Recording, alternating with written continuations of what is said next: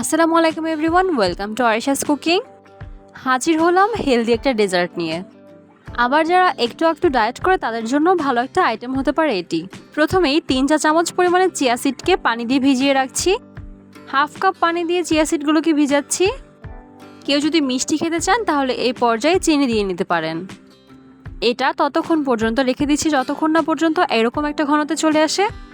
এই পর্যায়ে দিয়ে দিচ্ছি টুকরো করে নেওয়া পাকা আম যারা খুব বেশি পছন্দ করে তাদের জন্য এটা একটা বেস্ট আইটেম হতে পারে। ওপর থেকে দিয়ে দিচ্ছি মিষ্টি দই। আপনারা কেউ যদি টক দই খেতে অভ্যস্ত হয়ে থাকেন তাহলে টক দইও নিতে পারেন। দিয়ে দিচ্ছি আরও 2-3 টুকরো আম, আর শুধুমাত্র গার্নিশিংয়ের জন্য এখানে দিয়ে দিচ্ছি একটা পুদিনা পাতা। এই তো আমাদের আমের চিয়া পুডিংটা একদম তৈরি। এটা কিন্তু ইজিলি যে কোনো গেস্টদেরকেও আপনারা সার্ভ করতে পারেন ঠান্ডা ঠান্ডা। অনেক মজার একটা আইটেম হয় এটা। কেমন লাগলো চিয়া সিডের এই রেসিপিটা আপনাদের কাছে অবশ্যই কমেন্ট করে জানাতে ভুলবেন না।